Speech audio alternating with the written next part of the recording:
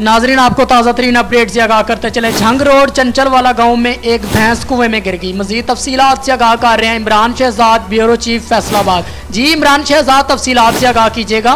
Faisalabad Jhang road पर चंचलवाला गांव में एक भैंस कुएं में गिर गई, जिस पर रेस्क्यू 1122 फैसलाबाद ने फौरी तौर पर अपनी specialised rescue vehicles, mob emergency ambulance और स्टाफ को इमरजेंसी की तरफ रवाना किया था।